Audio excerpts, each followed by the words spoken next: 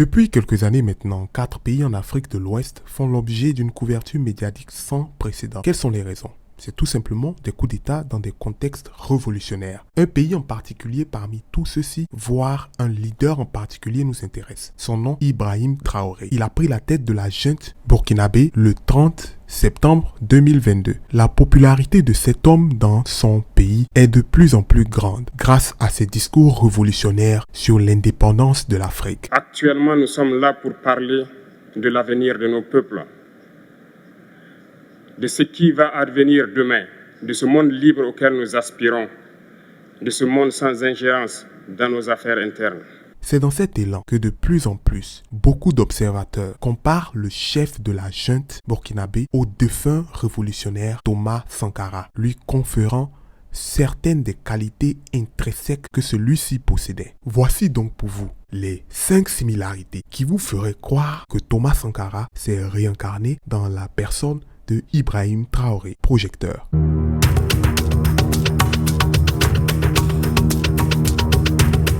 Si le Burkina Faso est dans toute l'actualité internationale du moment, c'est sûrement à cause de la menace terroriste qui pèse sur le pays depuis quelques années. Mais ce n'est pas la seule raison. L'une des raisons est que celui qui a pris le pouvoir le 30 septembre 2022 pour se placer à la tête du pays des hommes intègres fait revivre la mémoire d'un des plus grands révolutionnaires africains, Thomas Sankara. Sa jeunesse, sa bravoure et son discours révolutionnaire panafricain nous donnent un vrai air de Thomas Sankara. Thomas Sankara a été un officier militaire et partisan du panafricanisme. Nous la gardons notre misère, nous acceptons de nous reconnaître comme tels, mais nous nous imposons de lutter contre cela, contre cette situation, parce que rien n'est immuable. Qui a été installé comme président de la Haute-Volta, plus tard Burkina Faso, nom qu'il a lui-même instigé et donné en 1983 après un coup d'état militaire. Il a occupé ce poste jusqu'en 1987, date à laquelle il a été assassiné lors d'un autre coup d'état. Les parents de Thomas Sankara étaient des catholiques et ils voulaient que Sankara soit prêtre, mais il a plutôt opté pour une carrière militaire. En 1970, à l'âge de 20 ans, Sankara a été envoyé en formation d'officier à Madagascar, où il a été témoin d'un soulèvement populaire d'étudiants et d'ouvriers qui a réussi à renverser le gouvernement malgache. Avant de retourner en Haute-Volta en 1972, Sankara a fréquenté une académie de parachutistes en France, où il a été davantage exposé aux idéologies politiques de gauche. En 1974, il a attiré l'attention du public pour sa performance héroïque dans la guerre frontalière avec le Mali. Mais des années plus tard, il a renoncé à la guerre comme inutile et injuste. Au début des années 80, le Burkina Faso était secoué par une série de grèves syndicales et de coups d'état militaires. Les réalisations militaires de Sankara et son style de leadership charismatique en ont fait un choix populaire pour les nominations politiques. C'est dans ce contexte, M. François Mitterrand, que nous n'avons pas compris comment des bandits comme Jonas Savimbi, des tueurs comme Peter Botha, ont eu le droit de parcourir la France si belle et si propre. Ils l'ont taché. C'est un homme un peu dérangeant, le président Sankara. Hein?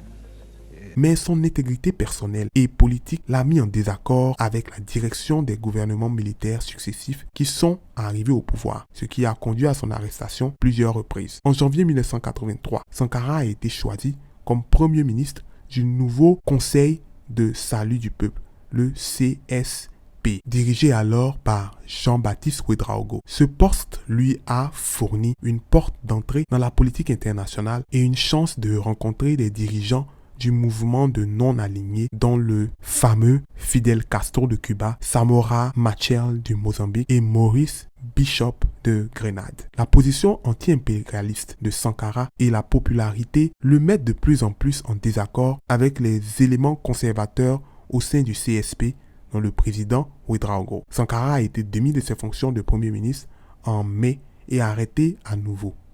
Le 4 août 1983, Blaise Compaoré ami proche de Sankara et collègue de l'armée, dirigea un groupe qui libéra Sankara, renversa le régime de Ouedraogo et forma le Conseil national de la Révolution avec Sankara comme président. Son engagement pour une Afrique libre, indépendante, autosuffisante, lui ont valu l'admiration des Africains et d'une grande partie du monde, au contraire de certains intérêts qui percevaient son discours comme dangereux pour leurs intérêts. Maintenant, qui est Ibrahim Traoré? Ibrahim Traoré, qui est né en 1988, est un officier militaire burkinabé qui est le chef par intérim du Burkina Faso depuis le coup d'État du 30 septembre 2022, qui a renversé le président par intérim Paul-Henri Sandaogo Damiba. À 34 ans, Traoré est actuellement le plus jeune président en exercice au monde. Ibrahim Traoré est né à Bondokri, province de Moroun. Après avoir reçu son éducation primaire à Bondokri, il a fréquenté un lycée à Bobo-Dioulasso où il s'est fait connaître comme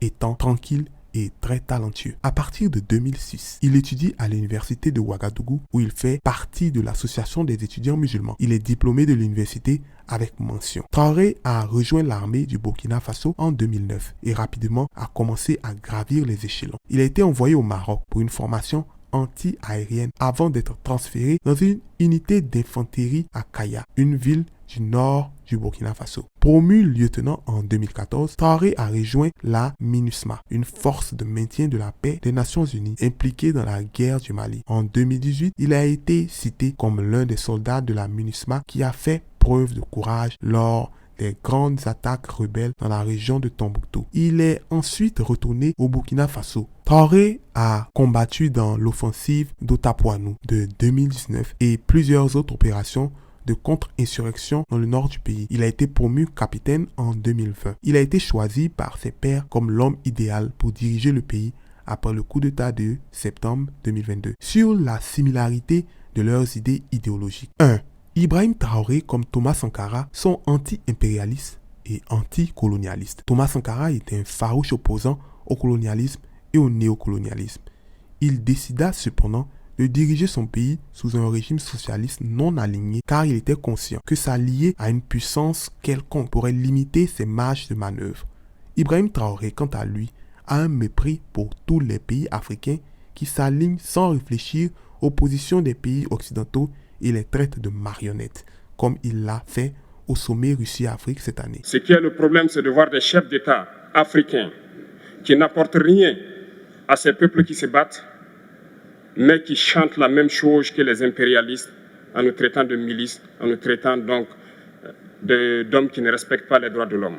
2. Thomas Sankara était un nationaliste et un panafricaniste. Il croit que les pays africains ont toutes les ressources nécessaires pour s'autosuffire et s'autodéterminer. Ibrahim Traoré, quant à lui, croit que les pays africains ont les ressources naturelles et humaines nécessaires pour se développer et ensuite que ces pays doivent s'unir pour atteindre ce but. 3. Ibrahim Traoré, comme Thomas Sankara, croit en l'armée comme un instrument pour amorcer le changement, lutter contre les manipulations extérieures, la corruption, la bureaucratie, en forçant des mesures sociales et économiques en adéquation avec les besoins de la population. Chers amis, si vous aimez cette vidéo, n'oubliez surtout pas de me laisser un pouce j'aime pour que cette vidéo soit diffusée au maximum. 4. Thomas Sankara comme Ibrahim Traoré sont ensuite charismatique et éloquent. Thomas Sankara était connu pour ses discours directs et révolutionnaires qui attirent naturellement les foules et appellent à l'éveil des consciences. Ibrahim Traoré est aussi un communicateur éloquent avec un style sain. Enfin, les deux leaders croient au service du peuple. Thomas Sankara a toujours montré l'exemple quand il s'agit de servir le peuple. Lui, le chef de l'État, toujours au milieu du peuple avec une attitude humble et serviable. Il a montré une gouvernance dans laquelle les ministres étaient au service du peuple et ne venaient pas seulement se remplir les poches. Il participait personnellement à la construction de maisons pour les plus démunis, à l'accès des populations à l'eau potable. Il investissait dans l'éducation, dans le reboisement. La même idée transparaît chez Ibrahim Traoré, qui demeure d'une bravoure appréciée à sa juste valeur. Lui, le chef de l'État, qui n'hésite pas à aller combattre au front auprès de ses frères d'armes pour défendre sa patrie contre le djihadisme dans une situation sécuritaire alarmante. Si vous voulez connaître aussi l'histoire de ce révolutionnaire noir qui a lutté pour l'émancipation des Noirs américains et leur retour en terre africaine, je vous invite à cliquer sur la vidéo qui s'affiche maintenant.